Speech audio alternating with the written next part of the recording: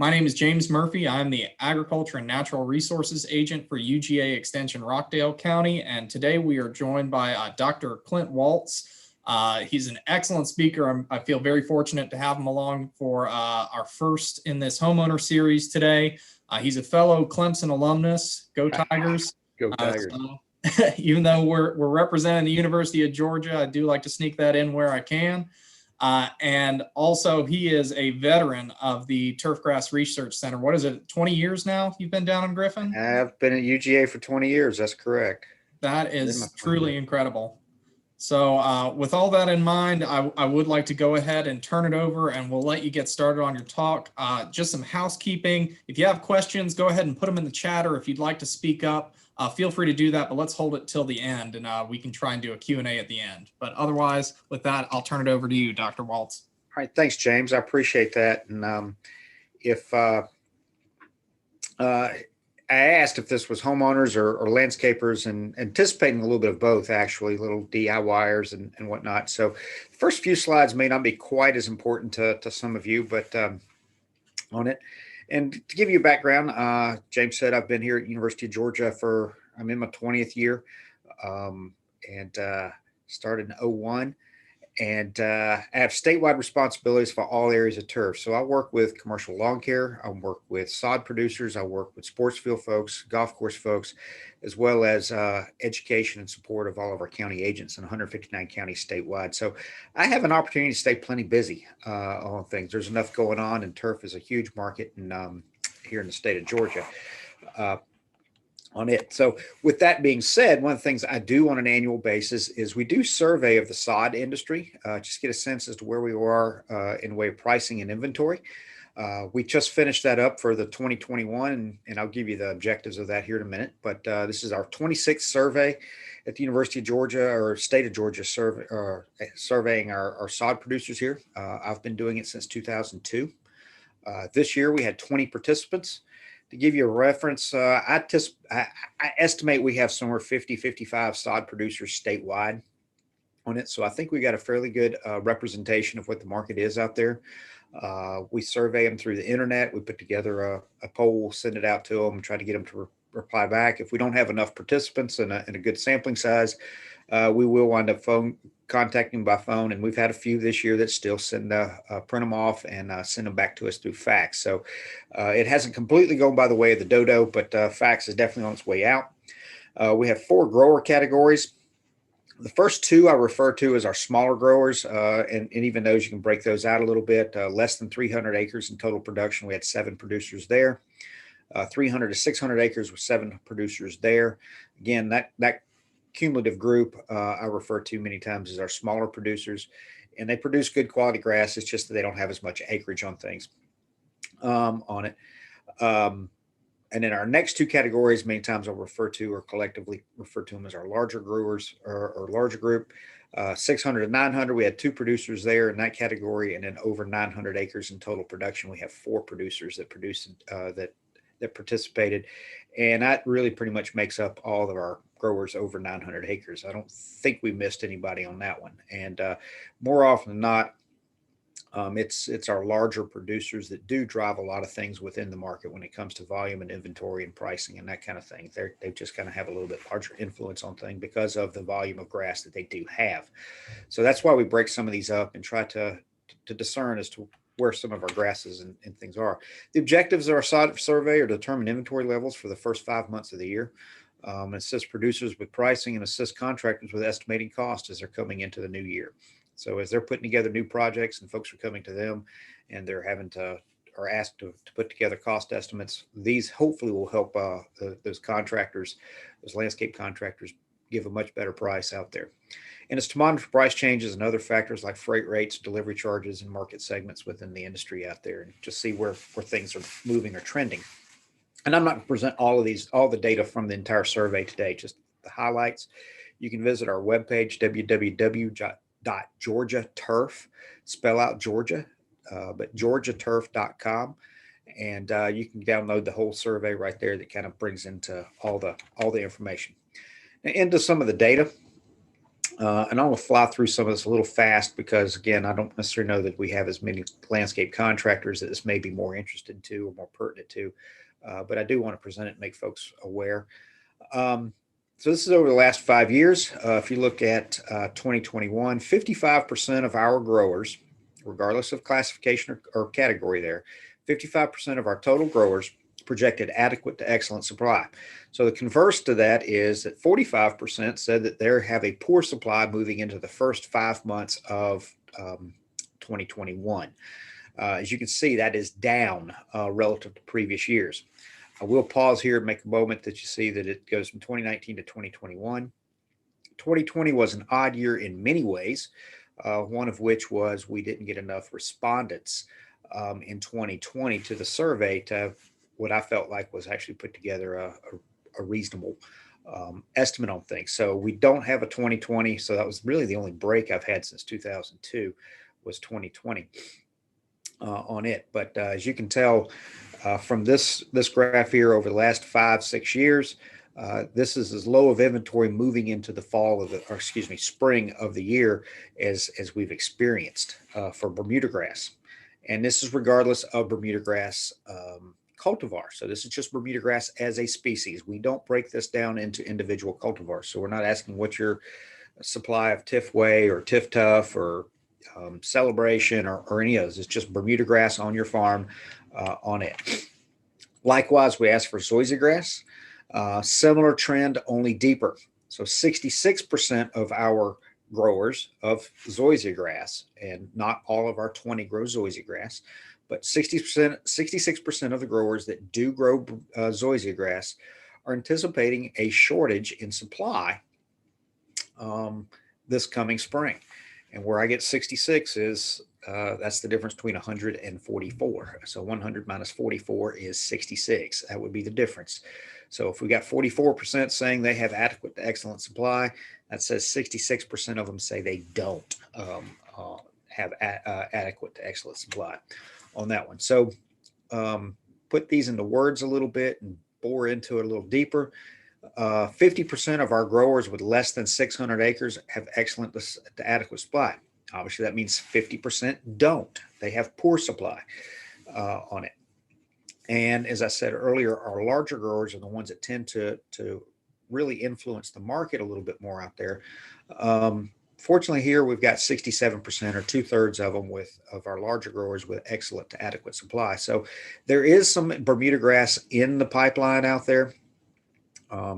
But if 2021 spring is as robust as it was in 2020, with folks still sitting around looking at that home office out the window, and we have as strong a sod sales in the spring of 2021 as we did in 2020, those supplies can get thin real fast out there based on what I'm seeing here. That Bermuda grass just doesn't regenerate in the field this time of year, so recovery is going to be very slow. And getting that grass grown back in for the next turn is going to be rather slow. Zoysia grass, 44%, as I said, of all our excellent to adequate. So, being positive here, 40% of our smaller growers have excellent to adequate supply. The negative would be that 60% say they have poor supply moving into the first 5 months. And then again, you look at the larger producers, the ones that really drive the market. About half of those say they're anticipating a shortage of zoysia grass as we move into the spring. So zoysia grass inventory is likely to be thin as we move into spring and early summer of 2021. So anticipating some limited supply issues. Now looking at our other species, centipede grass is a little worrisome as well. It follows much the same kind of trend as Bermuda grass. 50% of our larger growers say they have adequate. They don't have excellent, they have adequate, which means the other 50% of our larger growers with centipede grass are anticipating a shortage. So centipede grass may be a harder one to get your hands on. It is a slower grower, so recovery is there. The other things I'm seeing with centipede grass, in my opinion, has been being displaced in the marketplace by some of the zoysia grass cultivars. And I think that's kind of reflecting back in some of these numbers as well on some things. St. Augustine grass, probably not a lot of that in Rockdale County, but there's more than you might think. Very few folks are probably planting it, but there's more around. 80% of our growers anticipate, and there aren't, I think there were three. There's either 3 or 4 of those 20 growers actually produce St. Augustine. So 80% of them said they had excellent to adequate supply of St. Augustine. So that's the only one that's kind of looking like, well, if you need some St. Augustine, it's likely to be out there. Tall fescue, while we say 2/3 of our supply is excellent to adequate, that's actually a low number for tall fescue. In the past, it's been much higher than that. So tall fescue, if you're going to sod it this spring, now's the time to do it. But it may be a little bit more difficult, or as things we get deeper into the spring, it may be harder to find on it. And some of that can be attributed to last year's weather. At least here in Griffin, we were somewhere close to 70 inches of rainfall throughout last year. So a wet season does not make it easy to grow tall fescue. Now, what most folks are interested in are prices, and we do an inventory, a price as part of our survey. The way we look at it is either on the farm, so if you went and bought it on the farm itself, or if you had it delivered. So, and the prices are different from from all of our producers, from on the farm versus delivered prices. And the way we ask for delivered is delivered or to Atlanta or within 100 miles of your farm. So we do have some producers in a low part of the state that they won't deliver to Atlanta. They go to Savannah or Hilton Head or St. Simons, Brunswick, that type of thing, but they don't go to Atlanta. That's just not the market they want to work in. So we say delivered to Atlanta or within 100 miles of your farm. And I'm just going to focus on the delivered to Atlanta. Safe to say all prices are going up relative to 2019, some a little bit less than others. But 2019 prices from the 2019 survey, and in 2021 in the green, and then the percent change from 2019 to 2021. As you see here, Bermuda grass is anticipated to go up about 2%. Zoysia grass probably pushing 7% on it. What I will say there is those are what the data show. My experience has been that as grass starts to move and starts to get thin and wear in inventory, prices start to change accordingly. Basic economics tends to start to play. We've seen it before in this industry and in this market.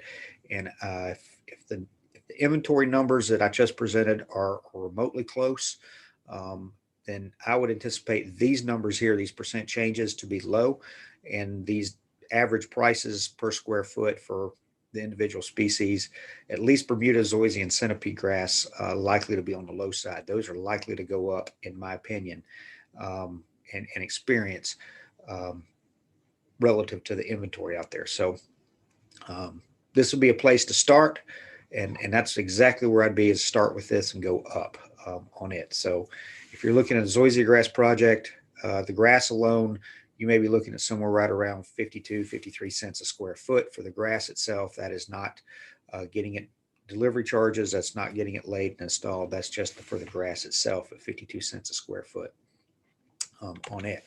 So all species are going to increase. Excuse me. While we have our producers out there forecasting 70% of our producers are forecasting Bermuda grass prices to remain steady, it would not surprise me if that number is that 70% is an overestimation and it not come to fruition as we move into spring. Just looking at those inventory numbers wouldn't surprise me at all if we do see an increase in Bermuda grass prices this year. And on it.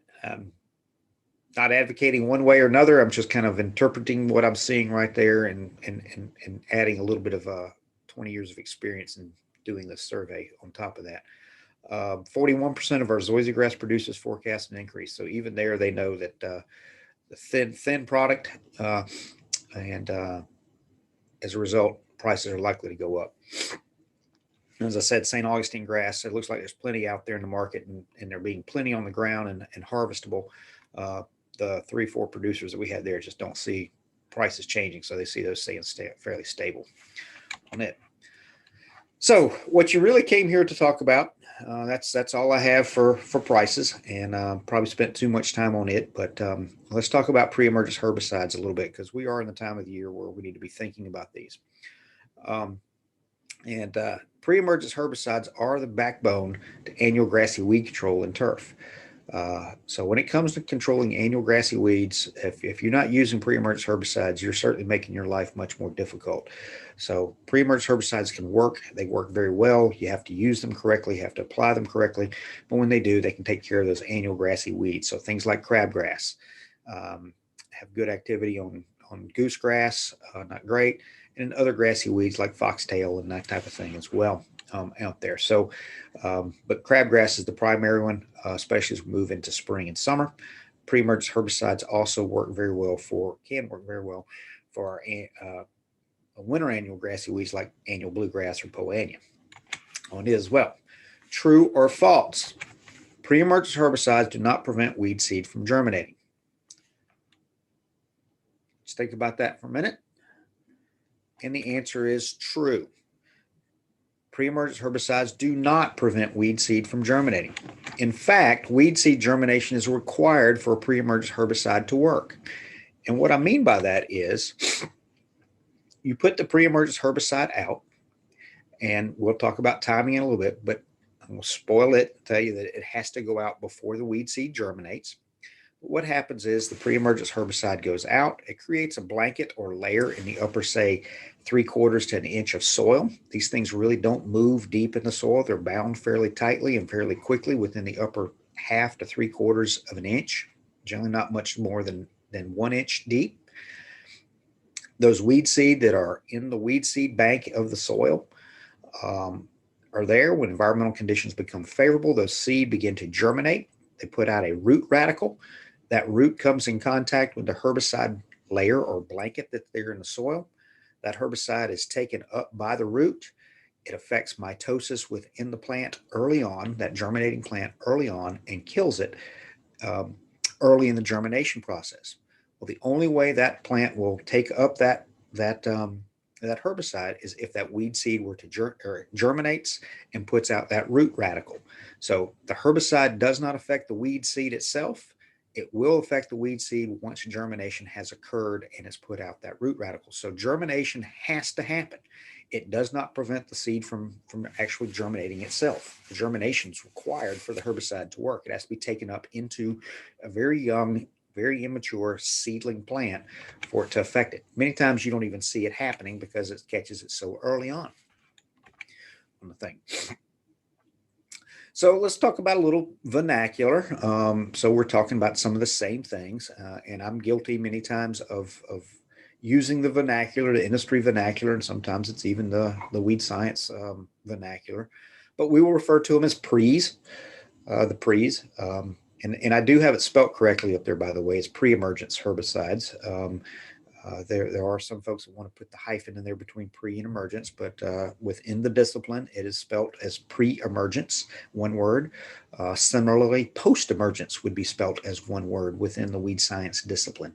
So I do have it spelt up there, but the shorthand, we refer to them as prees and posts sometimes in that research.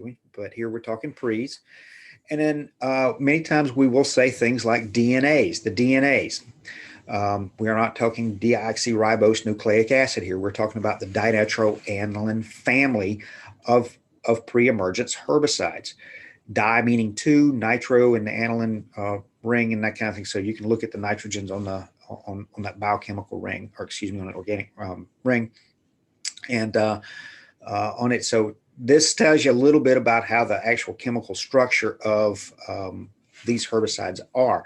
And they have other parts that are to them that make them a little different from each other, but they're still within that same family of herbicides. So when we refer to the DNAs, we're talking about the dinitroaniline families. They have no foliar activity. They're absorbed by seedling roots, as I was just talking about. There's really no translocation within the plant, so they have no post-emergence activity. They work mostly on grassy weeds. They will work some on small seeded broadleaf weeds. They're not great on broadleaf weeds, but they will work some. If we wind up having 40 to 60% control with broadleaf weeds, we're doing generally pretty good with our DNAs. And we'll talk about sequential or repeat applications for season-long weed control. But when the DNAs are used in sequential applications, they can provide season-long weed control. And that's what's made them really nice and a nice backbone to our weed control programs in turfgrass is that season-long weed control. Some characteristics of the DNAs, they're bright colors. They can be yellow, orange out there, typically are the colors that you'll see, but they're very bright colors. On those. They are mitotic and disruptors or inhibitors. They cause root clubbing. I got a really nice picture to show you here in a minute on that. In the soil, they're relatively immobile. As I've mentioned earlier, they stay within the upper inch.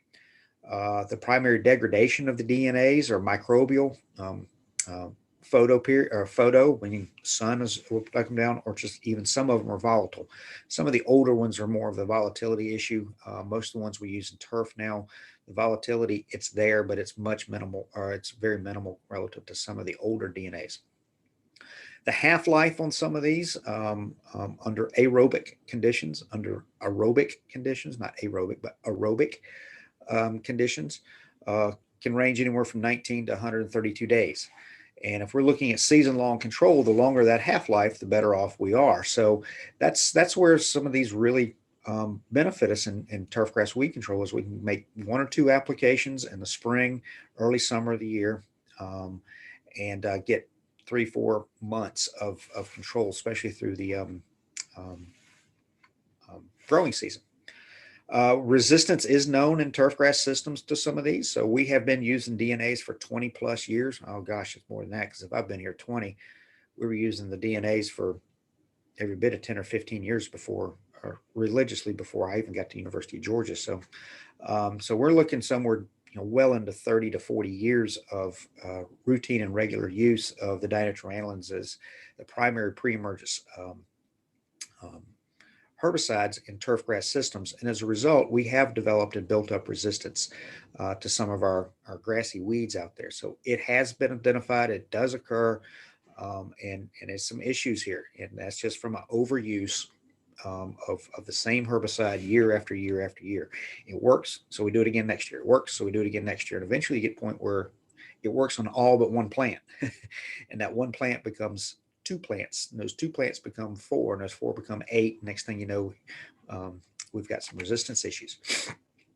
But this is some of the herbicide characteristics, and this would be a plant here that was grown in a system or had germinated before the DNA or the pre-emergence was put down, and still having some root pruning or clubbing characteristics. But this is a very common characteristic right here of the DNA type of herbicides on existing plants. So it can cause some problems with existing plants. But the root clubbing here is very characteristic of this class of herbicides out there. Give you a sense of what some of the DNAs are. Bayland, that's an old one. Gosh, that one's probably somewhere in the 70s is where Bayland came out. Almost all of these were used in row crops before they ever made it into to turf. And on it. Treflan's another old row crop one that has been used in turf years ago. We don't see Treflan or trifluralin used much anymore. Likewise for Surfland, that one's been around a while. But Bayland, Surfland, Treflan are some of the older ones out there. The 2 that have been around, and it's hard to call them new, because Barricade and Pendulum or Pendimethalin have been, gosh, every bit of use for the last 25 years in turf. So Barricade was just coming on. We were doing some of the work whenever I went back to grad school in '94 with prodiamine. And we were real excited about prodiamine because much lower use rate than pendimethalin was, and could wind up getting every bit of 4 to 5 months of activity out of it at the time. Again, this was back in the early 90s, early to mid 90s on it. So, but Barricade and Pendulum, or prodiamine and pendimethalin, are the active ingredients or chemical names of those products. Are some examples, and those are probably the primary ones that you will find even in your big box retail stores. You go to your big box retail stores, you'll find products with prodiamine on it or pendimethalin on it. You may not see the brand name in your big box retail stores, but you will wind up finding both of these in your big box retails. There's another one that's a DNA like. It's not exactly the same because but it's in the pyridine family. It has many of the same characteristics of the DNAs. Thing about dimension or dithiopyr is it has some early post-emergence activity, or a rescue product, or reach back is another one. So it will control some crabgrass, say 1 to 2 leaf stage crabgrass post-emergence. So it can go out a little later and have some reach back and take care of early germinated seedlings. But once they get past that 2 leaf stage, Dimensions doesn't have enough oomph to take care of those weeds and serve as well as a pre-emerge. So some of the things we talk about with the DNAs very much apply for Dimension as well out there. And it has a little bit shorter residual and turf environment, particularly tall fescue, where we get into August, or excuse me, July and August, where the tall fescue canopy starts to open up, become a little bit more of a conducive environment, less competition.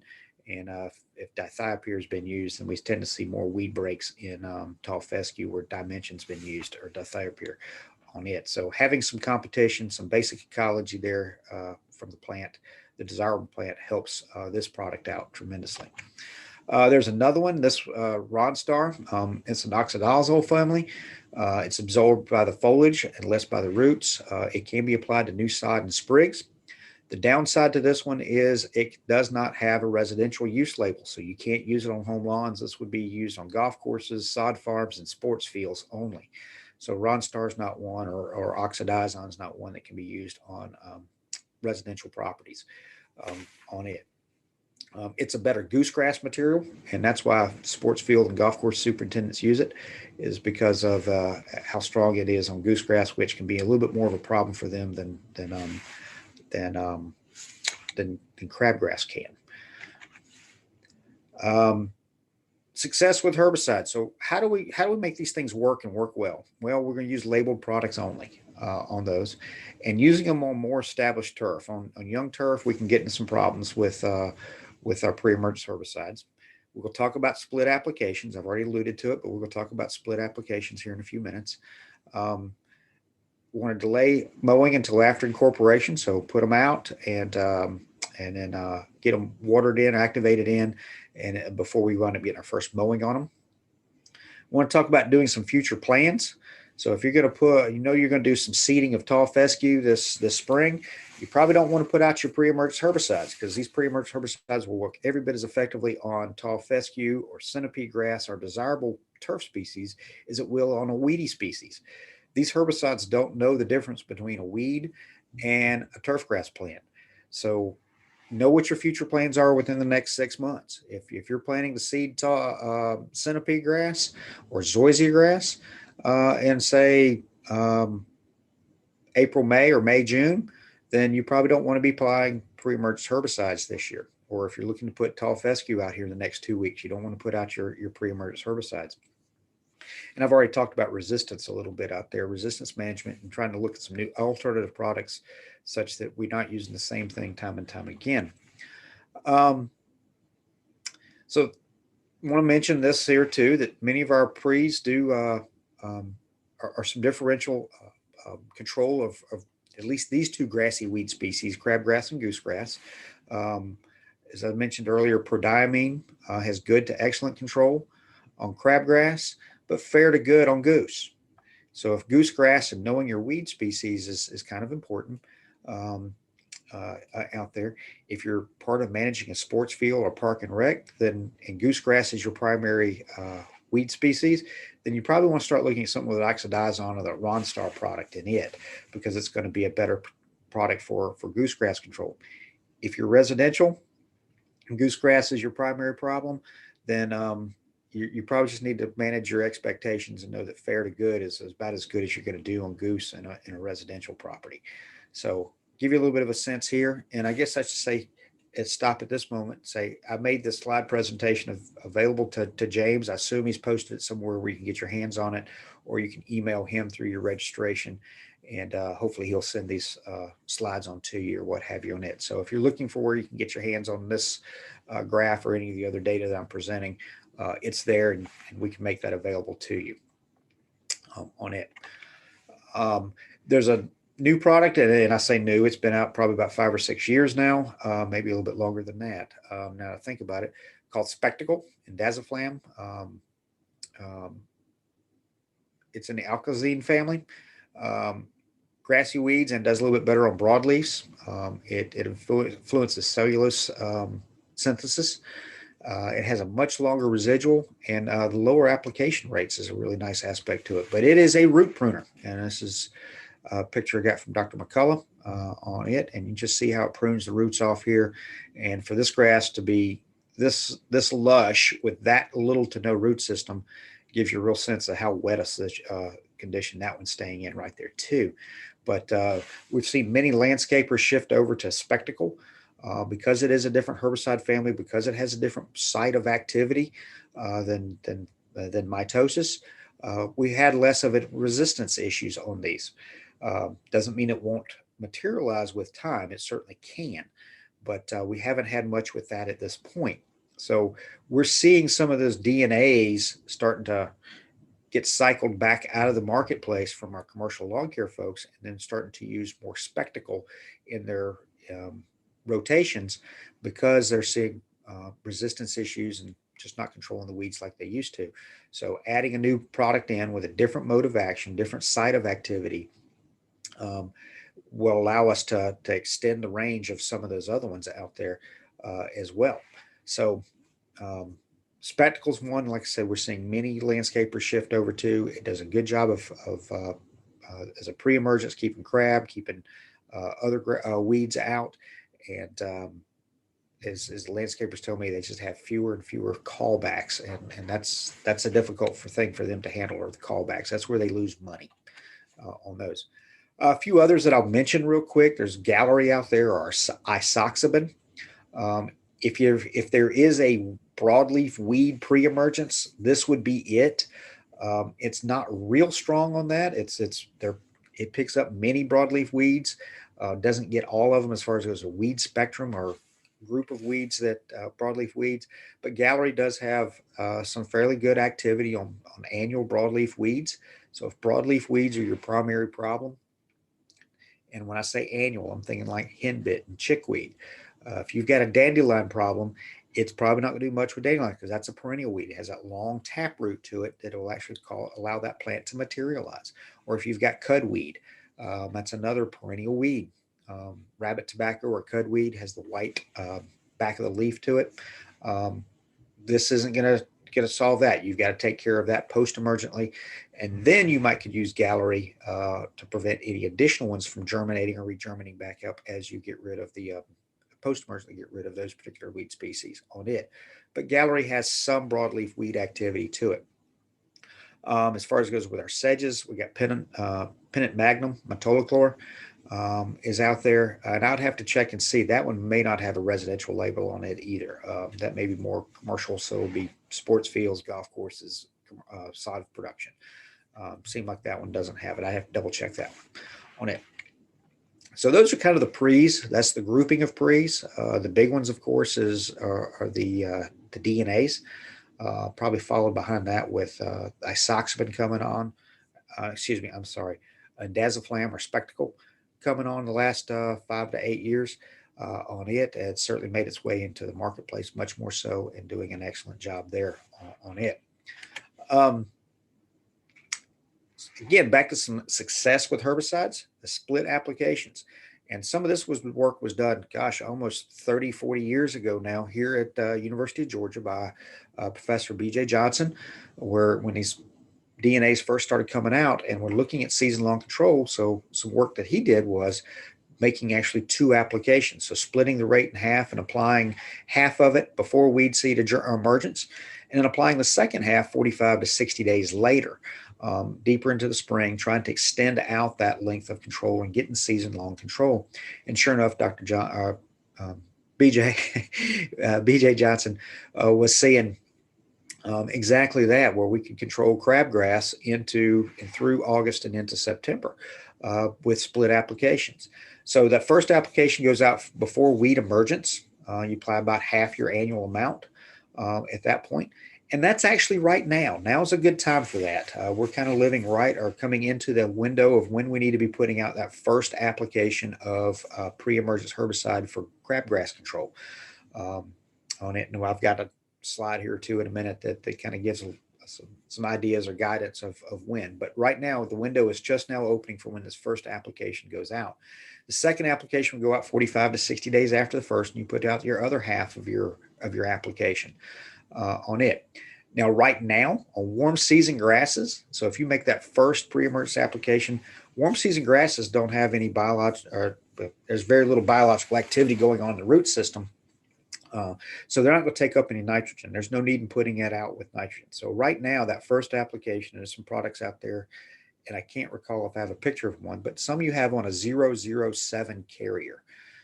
And that's an excellent type of carrier for this time of year. So you don't need that nitrogen, which is that first number, as a carrier for your pre-emergence herbicide right now. So a little potassium doesn't hurt a thing in the world. It's environmentally benign, and it works as a very good carrier for that first spring nitrogen or first spring pre-emergence application.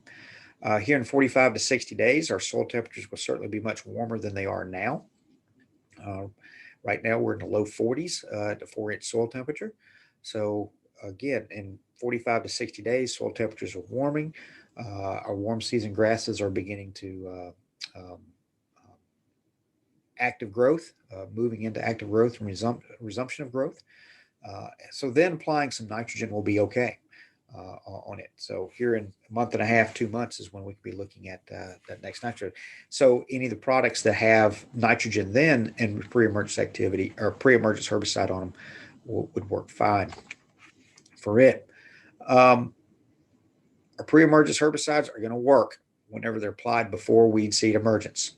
As we said early on, or as I said early on, the way these things work is that pre-emergence is out when environmental conditions become favorable for germination.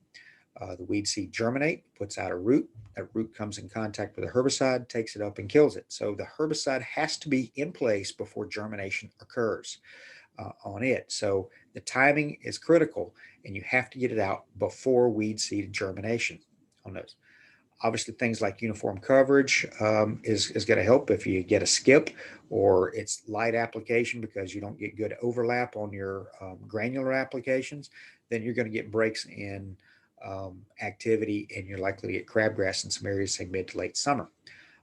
We don't have as much of this as we used to, but uniform particle size makes a difference.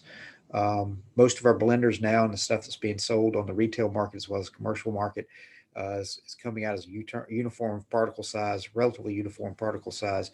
So distribution works well. We get uniform coverage. Some of the earlier products, we had some light stuff, some heavy stuff, and some of it just wouldn't cover and spread particularly well on it. Research has shown that granular products can work every bit of these pre-emergence applications work every bit as well as sprayable. Again, the coverage is absolutely important and critical either way, whether it's sprayed on or broadcast on through a granular product. And we'll talk about chlorification a little bit more later. I got an individual slide for it, but some folks worry about, do I wind up breaking that herbicide blanket by chlorification? The short answer to that is yes, it is, but then you've got to consider what the benefits to the turf are by opening up that root system, getting oxygen down, and causing that grass to grow itself. But timing, and depending on where you are in the state of Georgia, so saying that you need to have it out by such and such date is one way of doing it, but Valdosta to LJ and in Rockdale County, somewhere in between, it's kind of hard to say exactly a particular time. And in some places within the landscape are going to affect. South-facing slopes are going to warm earlier. So if you've got south-facing slopes, you want to make sure if you got to hurry up and get it out, get it out there than you would maybe your east-facing slopes. Coarser textured soil, so things like sand, are going to warm more quickly than clay, which holds water, and water is a tremendous buffer of heat, so those will be slower to warm up. Temperature is important because most of the breakdown of these products are through soil microorganisms. So as our soils start to warm, get 65 degrees and rising, is when our soil microorganisms become active, and that's when they'll start actually breaking down, and that's when the half-life of these products becomes important on those. So there's less microbial activity at 45 than there is 70, and we have less breakdown at 45 degree soil temperatures than there is when soil temperatures are 70 degrees. So this is why commercial lawn care operators, let's say, for example, some of these folks will have 30, 40, 50,000 accounts. They can't spray all of those accounts or treat all of those accounts, spread all those accounts in a 2-week period, say between March 1 and March 15th. So they have to get started early to get everything out. And this is why they'll start, say, somewhere end of January, 1st of February, making their first pre-emergence activity or application, is because the soil temperatures are cool. There's very little soil microorganism soil microorganism activity and microbial activity. And as a result, we don't have much breakdown this time of year. So we just don't have a lot of loss of the herbicide from primary breakdown activity. So you can get started earlier. It's there. You're not losing activity. And then you're going to be there for that next 45 to 60 days before they come back with that second sequential application. Crabgrass will germinate when soil temperatures, that's about surface soil temperatures, around 55 degrees. Goosegrass takes a little bit longer, warmer conditions for goose to germinate, 65 degrees it. So when it comes to your pre-emergence activities or pre-emergent herbicides, you got to get them out before those soil temperatures on those are conducive for crabgrass germination. Obviously, the weather we've had the last few days, we don't have any crabgrass germinating when air temperatures are, what was I here in Griffin? I saw 25 degrees yesterday morning, was as cold as we were. So you want to apply them on time, which means early before weed seed germination.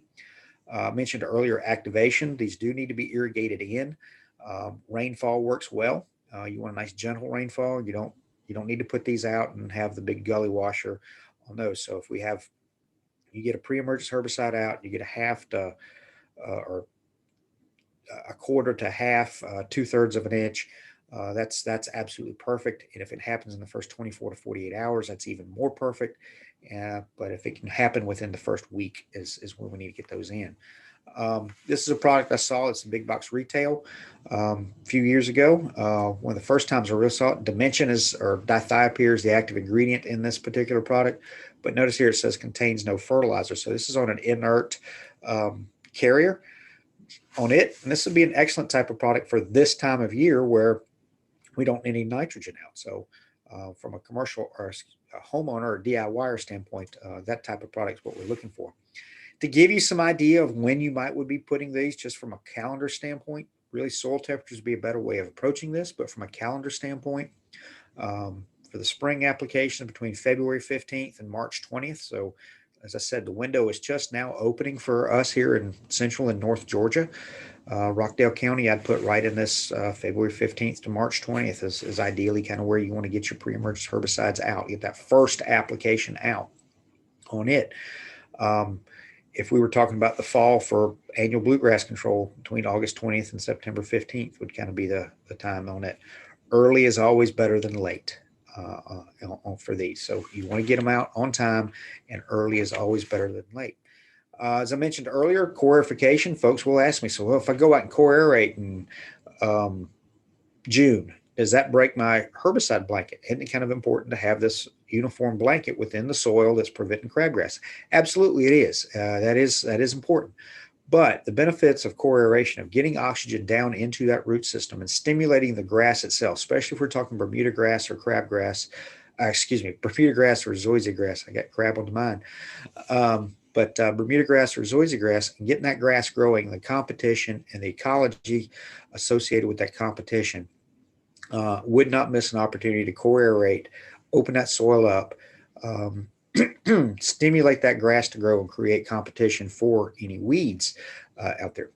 Additionally, if you actually sit and do the math on these, very seldom do we have influence more than about 3% of the surface area with a single core aeration operation. So you're not affecting much surface area for crabgrass to germinate in. So the benefits of core aeration, of opening that soil, stimulating that grass to grow, really outweigh the potential of breaking or perforating that herbicide blanket out there. So don't miss an opportunity. If you decide you want to core aerate, or you've got it on a service to core aerate in May or June, and you've already put your pre-emerge out, yes, you're going to open up some holes in that proverbial blanket that's there, but the benefits outweigh the downside to it. So sometimes these things fail. Pre-emergence herbicides fail, and we get grassy weeds coming up, and midsummer, late summer. So why do they fail? More often than not, it's timing. So, all right, I got crabgrass in late July, early August. I put out my pre-emerge, but I've got crabgrass. Why? Okay, my first question will be, when did you put it out? Well, it got kind of late and I got behind, and it was somewhere late April, middle to late April, I think. Well, odds are good by then. We had some warm days. Crabgrass had germinated. It had a root system that got down below that 3/4 of an inch. And by the time you put out that pre-emergence herbicide, it had a root system below where the herbicide's going to create that blanket and is able to pull water and nutrients up from those depths and sustain that plant. So your timing is what hurt you there on that one. And that's probably the most common thing that we see with why some of these pre-emergence fails. They just didn't get out early enough and before we'd see germination. So here we are, cold yesterday, but next week I think we're supposed to get in at least some air temperatures into the low 60s. We're going to be cold again. I can almost assure you of that. So it's still a little early, but we can certainly get into late March and be hitting in the 70s and 80s, and we could be seeing crabgrass germinating in late March, early April, and not uncommon at all for where we are here in Georgia, even there in Rockdale County. Why else do they fail? Not activated. Put them out. They sat there for a week, 2 weeks. We got a drought issue. Right now, I don't see that on the horizon for us, but it could happen. It has happened, and they just not get activated. And we get some degradation with them sitting right there at the soil surface and the photo degradation from the sun. And as a result, we lose activity and we get weed breaks mid to late summer. Excessive rainfall, get lateral movement and wind up washing them. That's back in that gully washer situation. Most of these are bound very tightly within and to the soil. So if they get moved into the soil and they're activated, they're fine. You don't have much lateral movement there. But when they're still on the prill, if it's a granular application, you can get some lateral movement loss. And once you get the loss of the actual active ingredient, then you don't have enough active ingredient there to be effective for weed control. Degradation under waterlogged conditions, these products will degrade under some excessive waterlog. So if you've got wet soils or wet areas, little bird baths, and you say, well, I got crabgrass in this one area here. What happens when it rains? Oh, that stays always wet and soggy. Okay, you put your pre-emergence out, but we had some loss under some degradation under that waterlogged condition. And then every now and then we've had some where folks will put it out and they come back in and bag up the clippings and they'll make the comments, oh, these are pretty yellow prills in all my clippings. Well, all that you just put out is supposed to be come off of that prill, move into the soil, and work as a herbicide for those weeds. You done vacuumed them back up and into those bagged clippings. So it happens. It happens. Distribution can certainly be part of it, and then calibration. This is where calibration is important. You got to make sure you get enough material out to be active on things. So I would encourage you to calibrate your spreaders. Make sure you know how much they're delivering. They're delivering what the bag says they should deliver. So if you're looking to put out a product as the bag says it should cover 5,000 square feet, kind of have a good sense as to what 5,000 square feet is and see if your spreader is kind of hitting it and getting it out where you need to. So spreader calibration is important. I say then it changes with time and age.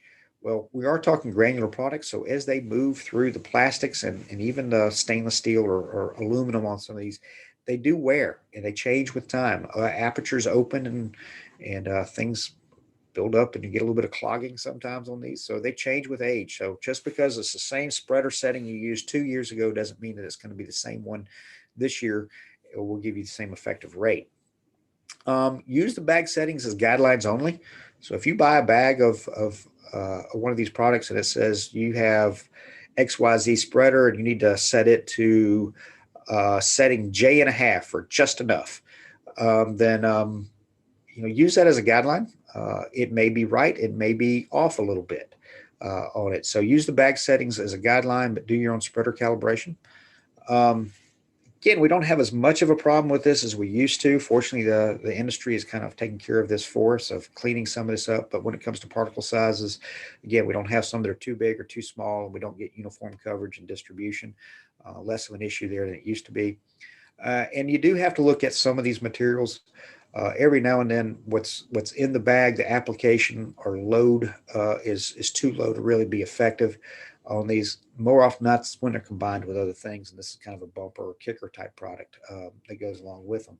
But that's less of an issue now than it used to be as well, but it's still one out there that sometimes if you do the math, you're not putting out enough active ingredient to really be effective. It's a less than effective load or light load on it.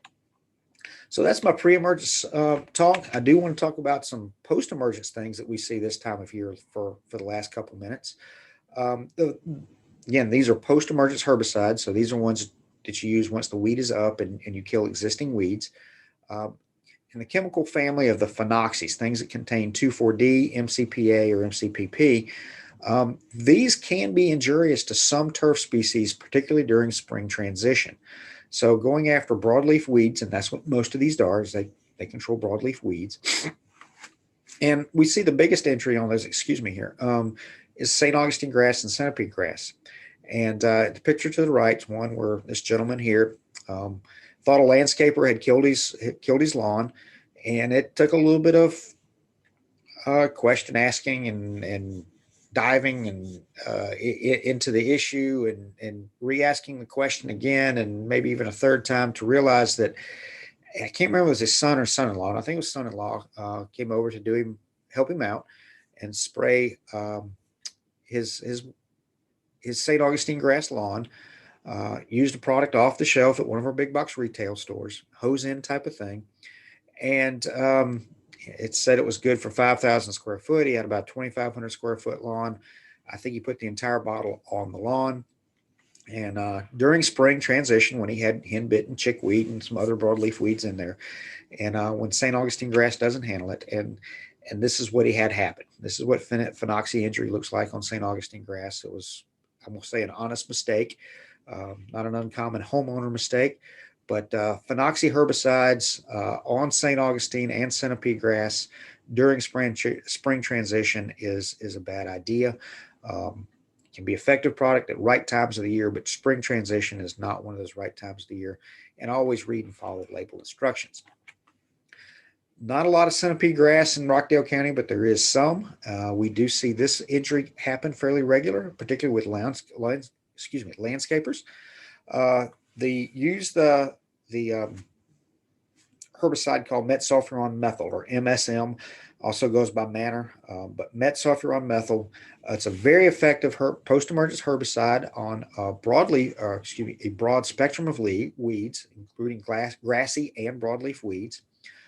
It's relatively inexpensive, so you can get many weeds at a low price on it, and it's fairly safe on most turf species. The exception is centipede grass during spring transition, during spring greenup. This would be almost one way of killing centipede grass, selectively killing centipede grass in other species, is to spray it during spring transition with Metsulfuron Methyl. It's not on the label. It's not exactly what you do, but it can almost be effective for that on it. Metsulfuron Methyl can be used on centipede that's fully dormant or fully greened up. It is a lower use rate. But during spring transition, Metsulfuron Methyl on centipede grass can be quite injurious on it. So if you're thinking about yourself or you're using a landscaper, it's certainly worth asking what do they use and when. If I have centipede grass in Rockdale County right now here, February 18th, you're probably okay. You fast forward another 2 weeks, things warm up a little bit, centipede starts to green up just a little bit, and you're not okay. So you can wind up having some pretty significant injury on centipede. One we're starting to see already, and it's only going to get worse as we move deeper into spring, is annual bluegrass. It started its germination back early fall, late summer, early fall last year, especially as wet as we were. I very much anticipate we had POA. As a matter of fact, I know we had POA germinating in second week in September last year. Soil temperature is 60 to 70 degrees Fahrenheit. It will continue to germinate throughout the entire winter. So on it and into spring, it's very much, it continues to germinate as long as it's got favorable environment. It'll take intermittent hydration on it. There's a lot of seed per plant, and it'll produce a lot in a short period of time, and they can stay viable in the soil for a long time. So just because you think you cleaned up your POA problem last year doesn't mean you won't have a POA problem this year on one. So this particular picture here, all that white that you see there are seed heads from Poa annua or annual bluegrass. Poa annua is the botanical name or scientific name for the common name annual bluegrass. And again, it's another one of those industry vernaculars that some of you may not be familiar with, but Poa annua or annual bluegrass can be very much used interchangeably there. For warm season lawns, for post-emergent control of POA, the sulfonyl ureas family of herbicides, so things like Metsulfuron Methyl, or in this case, I've got Katana, Revolver, Monument, and Tribute Total as listed on younger and older plants, so post-emergence on those. Early seedling stage, things like Metsulfuron Methyl, Certainty, and Celsius will work. These are very much influenced by temperatures. So you can go out right now and spray, let's just say, make an application of Revolver to annual bluegrass. You come back in 2 weeks, and what you'll notice is it's just slightly yellow, but it's still green. It looks fine. You mow it, it doesn't grow back too much, but it doesn't look dead. Well, as temperatures start to warm, as we move into deeper in the spring, that's when all of a sudden that plant just disappears. As I tell people, you spray a sulfonyl urea on annual bluegrass right now, the plant's dead. It just doesn't know it yet. This particular group of herbicides is a single site use or single site activity on them. And as a result, we have built up resistance in some of these. So some of these materials, some of these herbicides don't work as well as they used to on annual bluegrass. I like to refer to annual bluegrass as the cockroach of the weed world out there because it is a pesky thing and it's tough to take control of. There's some other ones out there. I got curb listed. That's going to be more for golf courses, sports fields, and sod farms. It doesn't have a residential label, so you can't use that on home lawns. We do have some other materials out there like atrazine and simazine. They can be used on dormant turf as well, and immature weeds. Generally, once POA gets up above much more than, say, the size of a quarter or a 50-cent piece, it's pretty hard to kill. And it's going to take something other to really go after it on it. So you want to catch it early as you can. Small weeds are easier to control than big weeds out there. Some folks say, hey, I got tall fescue. How do I get POA out of tall fescue? Nah, you got a problem. Getting a cool season weed species like Poa annua out of a cool season species like tall fescue gets to be a challenge. And the really only product out there, and even then it has its limitations, is Exonerate or amikarbazone. It's going to be most effective when air temperatures are greater than 60 degrees. So going out and spraying it right now isn't going to do as much good as it would here in a couple of 3 weeks. It's going to take repeat applications, at least 2, maybe 3 repeat applications on 14 to 21 day intervals. So you're going to have to come back on it. You're going to have to be resolve. You're going to have some resolve to go after it, but it can work. You just got to get all the right temperatures and repeat applications and stay diligent with it. You can reseed tall fescue 2 weeks after application with Exonerate, so you can come back and reseed with it. Whereas what I was saying earlier about the pre-emergence activity, you got to know what you're doing on some of those. Now, I'll have some folks ask, and I've heard it called in on some radio shows that, you can go out and spray Roundup this time of year. Well, there's some truth to that. You can. You have to be very careful. And you got to remember it's the herbicide doing the damage, not the fact that you drown the weed. So the herbicide, all you have to do is mist over the top of it. If you go out and spray it to wet and the herbicide moves off the plant down through the canopy to the stolon at the soil surface, you can do some damage. And we'll get these every spring as well, where somebody went out and just kind of spot sprayed on things. And I refer to this affectionately as Roundup spot. So this is where somebody's come out and just did some spot spraying, either when the grass was dormant, they went kind of heavy-handed with it, or as it was coming out of dormancy on it. So can you do it? Yes. Bermuda grass and zoysia grass would be the two that would be the most tolerant of that. But even then you can get some trouble. So be careful. All you do is mist over the top of it. Last 3 slides. One is we move into spring. The mower can work very well as a weed control product. Keep your grass mowed down, keep the weeds cut down, and the grass can predominate, especially we're talking Bermuda grass and zoysia grass on those. With that, Some important dates in 2021. We're missing today's managing. You're here with me instead of managing the shocks and disruptions of the green industry due to COVID-19. But there's another training on that one through UGA on March the 18th. If you're interested in that, visit our website, again, www.georgiaturf.com for some of this. And I'm going to try to be a little bit better on Twitter this year and see if I can't a few more posts than I did last year. But follow me on Twitter at Georgia Turf. With that, James, I know I'm right at my 12 o'clock mark, and I am happy to take some questions. I'll stick around as long as we have folks here and are interested, and whether they want to type it into the chat or unmute themselves and ask, I'll let you regulate that. This is your show. Sure thing. Thank you so much, and thank you for the excellent presentation. We definitely got a few questions during the presentation there, but I think you definitely addressed a couple of them, but I'll kind of go back and we'll sort of address them as they were received. I do want to, one little piece of housekeeping. I've copied the link for my survey for basically a demographic evaluation and just sort of needs assessment. And it would be really helpful for myself and for Dr. Waltz if we had this information. So if you could just fill it out, it should only take only a couple minutes to get it filled out. But regardless, I'll go back. So we had our first question we received, and I think you kind of touched on it a little bit.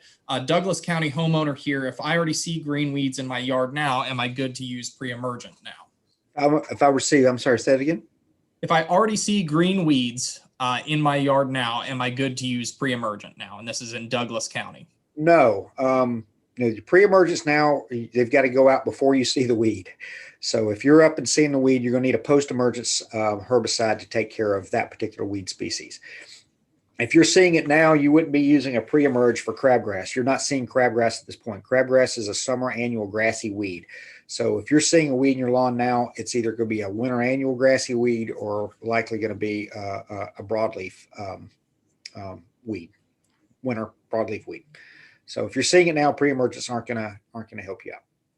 Excellent, thank you. I replied, something similar to that effect, and I would add on in Douglas County, it would be good to contact your local agent there so they can work with you on your lawn in particular. I assume this is a warm season type of turf, but then they can make some recommendations on herbicides to control those broadleaves.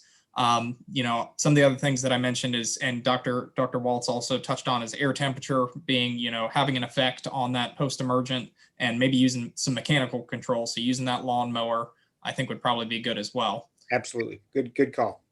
And so we had another question.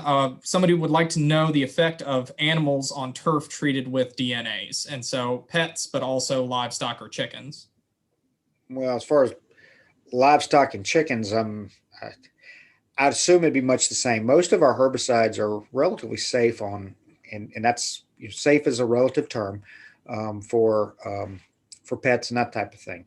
So if you just want to be prudent, keeping your pets off your lawn for 24 hours after application and activation would be just a good rule of thumb. But check that label.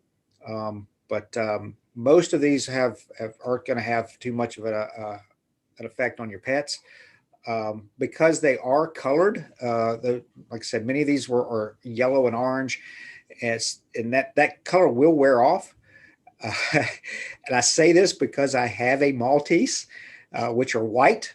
So if they like to go out and rub and roll in the yard, and they come back either orange or yellow, odds are good the herbicide's not going to hurt them any, but you may wind up getting a little bit of coat discoloration on some of that. It may be tough to wash out, but it'll wash out with time on it. But I'm unaware of any of these being something other where it has any kind of a taste or anything like that attracts animals to want to eat it or smell or any sensory type of thing there. As well as, again, most of your herbicides, if you look at them, this is the case with all of them, but most of them, and I think our pre-emergence, this is the case, the LD50 on this, a lethal dose to kill 50% of the population is well over 5,000 milligrams per kilogram. So it takes an awful lot from a toxicity standpoint. So these are relatively non-toxic or low toxic type of products to humans and animals. Now, I'm certainly not advocating going out and dumping it in a food bowl or a spoonful of it yourself by any stretch of the imagination. But as far as it goes with actual toxicity, they're relatively low to us, but fortunately, they're toxic to weed species and plants. Wonderful. Thank you so much for covering that in such depth. This one is certainly going to be one I imagine that might need some extra investigation, and maybe one of those that's, you'll have to talk to your county agent type questions. But what do you suggest if you're moving into a new home in the middle of the summer that has a lot of weeds in the yard? Do you try and remedy the weeds then, or just wait until next season? No, get in front of them would be smart. Go ahead and try to get in front of them. If you're a do-it-yourselfer, there's some products out there, but I think you're right. Check with your county agent. Let's make sure we've got the lawn species properly identified. We got our weed species are properly identified, and then you can go after the appropriate products for that lawn species and for those weeds. But go ahead and get them under control. Reduce the amount of weed seed that could potentially be a problem for next year, and then get on a good weed control or pre-emergence weed control program. Wonderful. Thank you so much for that. We got two more that I see, unless anybody else adds in. So how do I get rid of Bermuda grass growing into my blue creeping juniper? Well, I'll just say that's out of my area of expertise. So check with your county agent, or the person there I'd say call would be Dr. Mark Zornata, who is our ornamental weed specialist. Mm-hmm. So he may have some solutions there. I do not know what blue creeping juniper or what is tolerant to what herbicides out there. So there may be some selective means of doing that, but I'm not familiar with them. Yeah, I will say anecdotally, I did have a client in Rockdale, or they may have actually been in Newton, but they had that exact issue. If you want to contact me directly, I'll toss my name in the chat, and I could try and find that interaction, that email chain. And they were successful with the herbicide they ended up going with. They affected good control, and they didn't seem to have any impact on that. But like Dr. Waltz said, I definitely would like to sync up and just make it sure, because recommendations change all the time, and we of course want to make sure we don't have any negative impacts on your landscape. And then the last question we've got here is how to treat grubs in Bermuda, residential lawn, and when.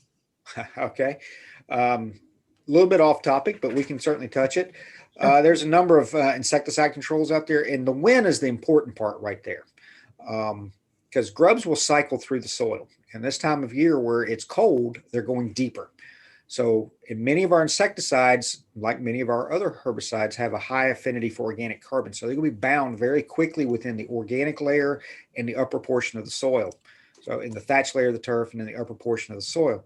So you want to get those grubs when they go up near the surface, and that's going to be more in late spring and summer. So going after grubs right now, you'd just be wasting insecticide because you're not getting it down to where the insects are. But there's a number of insecticides that can be used. Check with your county agent, look on our website, but the timing there is the more critical thing, is getting it out whenever the grubs are nearest the soil surface and you have an opportunity to actually get the herbicide or insecticide to them. So that's going to be, for Rockdale County, Rockdale Newton, I would have to think May, June, July would be a better time to go after your grubs. Excellent. And we had one other one sneak in, and I'm pretty sure I know the answer to this one, but I'll definitely pose it to you. So how would a homeowner identify the type of turf they have? Would a county agent be able to help? And I know that can be a complicated question depending on what identify means. Well, yes. If we're looking at just identifying the species, yes, I would try to go through our county agent. Many times pictures will help. I like to kind of see 3 pictures. So if you can get one of the entire landscape, one, say a picture between if you're taking it between your shoulders and kneecaps, I call that the strike zone on it. Many times our cameras are good enough on these phones anymore that that picture I can zoom in enough. And then the third picture is a little bit what I call a closer up. So it's between the kneecaps and probably the tops of your shoes.